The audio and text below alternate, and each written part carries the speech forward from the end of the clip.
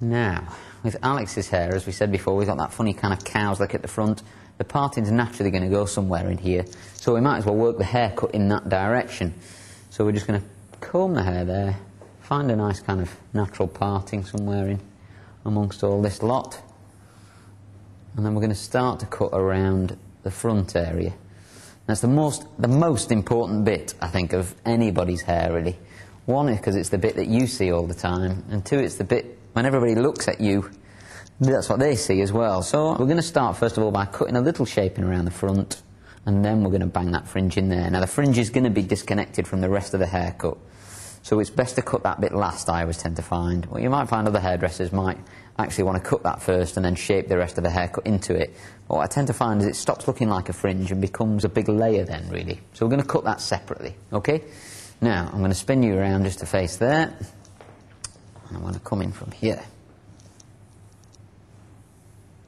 So we're going to start really just kind of what they call freehand cutting, and we're going to put the scissors in about here, and we're just going to cut away.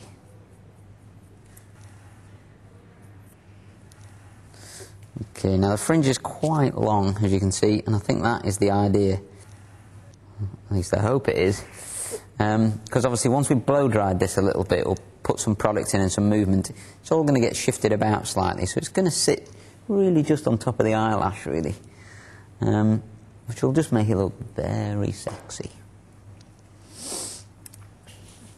And then, like I said before, really, we want to start to lay around the front of the hair. Now this is where you can create a small amount of graduation, and this is where we just literally pull out some of this hair here. So we're pulling it out from the head, which will create a kind of softness.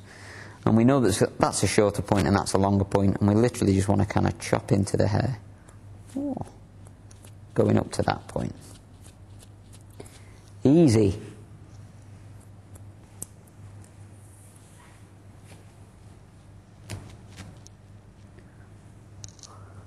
Gorgeous, that.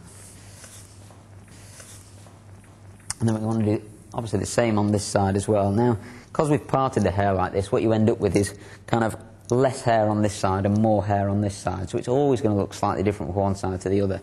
But it's all part of the look.